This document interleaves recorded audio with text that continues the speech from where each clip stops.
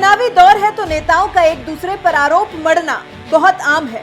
कोई मर्यादाओं में रहकर अपने शब्दों का चयन कर रहा है तो कोई शब्दों की मर्यादा ही भूल बैठा है। मर्यादा या अमर्यादित बोल का जिम्मा तो चुनाव आयोग के पास है, जिसको तय करना है कि चुनाव में कैसी भाषा बर्दाश्त की जा सकती है और कैसी नहीं। और जब बात कांग्रेस अध्यक्ष राहुल गांधी की आती है तो वो पीएम पर वार करने का एक मौका नहीं छोड़ते और फिर पीएम मोदी को तो जवाब देना बखूबी आता ही है, फिर चाहे वो पाकिस्तान को जवाब देना हो या फिर कांग्रेस को। तो दूरदर्शन को दिए इंटरव्यू के दौरान पीएम मोदी से कई तरह के सवाल जवाब किए गए, जिसमें कांग्रेस से जुड़े भी कई सवाल थे जिसके जवाब पीएम मोदी से मांगे गए। सबसे पहले तो पीएम मोदी से 2014 से विपक्ष में न रहकर सत्ता में रहने के बाद अब 2019 की संभावनाओं को लेकर सवाल किया गया, जिसमें पीएम मोदी ने विपक्ष में न होने की बात से इनकार कर दिया। पीएम मोदी ने कहा कि मेरे विपक्ष में न होने की बात गलत है। मैं विपक्ष में हूं और उन चीजों के खिलाफ लड़ रहा हूं जिन्होंने मेरे देश को नुकसान पहुंचाया है। पीएम के मुताबिक जनता भी हमारे साथ कांग्रेस जैसी पार्टियों के खिलाफ लड़ाई लड़ रही है, जो हमारे देश को एक बार फिर भ्रष्टाचार और लूट के दौर में ले जाना चाहती है। कांग्रेस दूध में नींबू की बूंदें डालने का काम कर रही है, जिसका परिणाम हमेशा विनाशकारी ही होगा। फिर पीएम मोदी से उम्मीद भरे समाज को लेकर सवाल किया गया, जिस पर उन्होंने कहा कि जनता ने 10 साल की पिछली सरकार भी देखी है और अगर मैंने इन 5 साल में कुछ नहीं किया होता तो किसी को मुझसे उम्मीद भी नहीं होती। इसके अलावा इस इंटरव्यू के दौरान एक और खास बात निकलकर सामने आई, जिसका पीएम मोदी ने खुलासा नहीं किया। दरअसल पीएम से सवाल किया गया कि ऐसा कौन सा काम है जो आपको इस कार्यकाल में करना था, आप नहीं कर पाए, लेकिन अगले कार्यकाल में जरूर करेंगे, जिसके जवाब में पीएम मोदी ने इसके लिए 23 मई का इंतजार करने को कहा है। फिर पीएम मोदी से यूपी को लेकर भी सवाल किया गया कि क्या बीएसपी एसपी के साथ आने के बाद पीएम मोदी को बीजेपी की सीटें घटने की आशंका है, जिस पर पीएम मोदी ने उन 2 लड़कों का उदाहरण दिया जिन्होंने 2017 यूपी विधानसभा चुनाव के दौरान गठबंधन किया था, जिसके बाद भी बीजेपी कहीं की नहीं रहेगी जैसी हेडलाइंस बन रही थी। लेकिन पीएम मोदी के मुताबिक उसका परिणाम क्या रहा सभी जानते हैं। फिर पीएम मोदी ने यूपी में मौजूदा गठबंधन पर भी तंज कसा और कहा कि उनके ट्रैक रिकॉर्ड के बारे में हमें बात करने की जरूरत नहीं है, वो खुद ही एक दूसरे के खिलाफ बहुत कुछ बोल चुके हैं। एसपी ने बीएसपी पर लूट और भ्रष्टाचार के आरोप लगाए हैं, तो वहीं बीएसपी भी सपा पर गुंडागर्दी और कुशासन के आरोप लगाती रही है। पीएम मोदी कटाक्ष भरे अंदाज में कहते हैं कि जब दोनों के बीच में इतनी हिस्ट्री हो तो केमिस्ट्री कैसे हो सकती है। यूपी परिवार को आगे रखने वालों के बजाय देश को आगे रखने वालों को वोट देगी। फिर उग्र राष्ट्रवाद का भी जिक्र हुआ, जिसको लेकर पीएम मोदी ने विपक्ष की जमकर बखिया उधेड़ी। पीएम ने कहा कि जैसे अति धर्मनिरपेक्षता को भारत की संस्कृति और मूल चरित्र पर हमले के लिए गढ़ा गया था, वैसे ही उग्र राष्ट्रवाद देशभक्ति को बदनाम करने के लिए गढ़ा गया है। आखिर में प्रेशर महसूस करने के सवाल पर प्रधान सेवक ने कहा कि मैं प्रेशर नहीं, जिम्मेदारी महसूस करता हूं।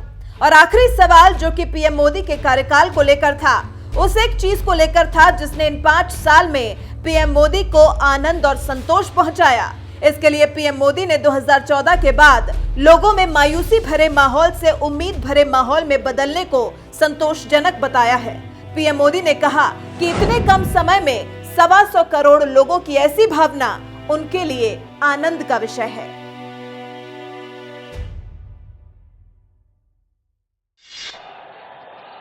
आपका ये प्यार, आपका ये उत्साह, आपका ये समर्थन अच्छों की नींद खराब कर रहा है।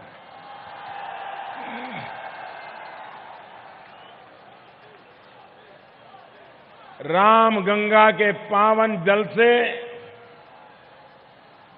जीवन पाने वाली इस पवित्र धरती को मेरा सादर नमन। बाबा अलखनाथ और त्रिवटीनाथ का आशीर्वाद हम सब पर बना रहे, मेरी यही कामना है। यहां आंवला के साथ साथ बरेली और पीलीभीत से भी साथी आए हैं।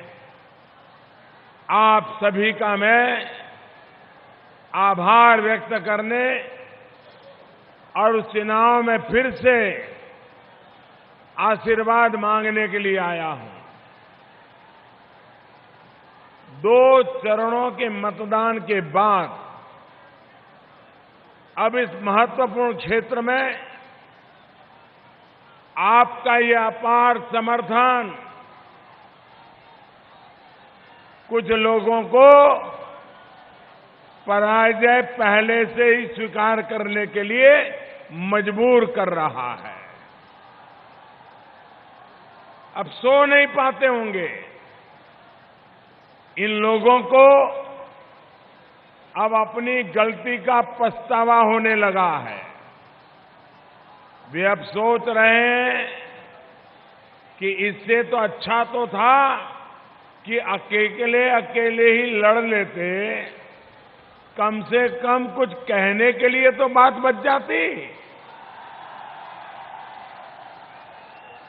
कहां 50-50 का खेल खेलने चले थे और कहां कब असली मैच शुरू होने से पहले ही जनता ने पैवेलियन वापस भेज दिया है। एक को पहले बॉल में निकाल दिया, दूसरे को पहले और दूसरे 2 बॉल में पूरा कर दिया। 2 चरण के मतदान के बाद आपने देखा होगा टीवी में इनकी शक्ल सूरत, ऐसा चेहरा लटक गया है, ऐसे बौखलाए हैं। पहले जो गालियां मुझे नहीं देते थे, हम नहीं दे रहे हैं। इलेक्शन कमीशन पे गुस्सा कर रहे हैं, सरकार पे गुस्सा कर रहे हैं और हिंदुस्तान के हर कोने में जो भी महामिलावटी है सब चिल्लाना शुरू कर दिया है। कुछ लोगों ने तो अभी से ईवीएम मशीन को गाली देना भी शुरू कर दिया है। ये जब शुरू हो जाए तो समझ लो कि मामला गड़बड़ है। उन्होंने ये मान लिया है कि अब जनता उनके साथ नहीं है। आपने देखा होगा घर में बच्चा भी जब एग्जाम देने जाता है और अच्छा कुछ करके नहीं आता है तो रास्ते में सोचता है कि मम्मी पापा को आज क्या समझाऊं, और वो आकर के समझाता है कि आज बेंच हिलती थी, टेबल ठीक नहीं था, पेन बीच में खराब हो जा रही थी, बाजू में एक लड़का था बहुत गड़बड़ कर रहा था, इसलिए लिखने में मजा नहीं आई। वो वातावरण बना देता है ताकि जब रिजल्ट आए गड़बड़ हो जाए तो माँ बाप ज्यादा गुस्सा न करे। इस चुनाव में भी 2 चरण के बाद हमारे सारे विरोधी कारण ढूंढने में लगे हैं अभी से कि भाई पराजय के कारण तैयार करो। ये ऐसा मोदी रोलर आया है कि सब साफ हो रहा है। आपका यहां भी यही माहौल है ना? चारों तरफ यही माहौल है ना? भाई और बहनों, 2014 में आपने दिल्ली में पूर्ण बहुमत वाली एक मजबूत सरकार के लिए भरपूर समर्थन दिया था। आपने इस प्रधान सेवक के इरादों पर भरोसा किया और परिणाम आपके सामने है। आपके आशीर्वाद से आज देश की प्रगति की गति बहुत तेज हो गई है।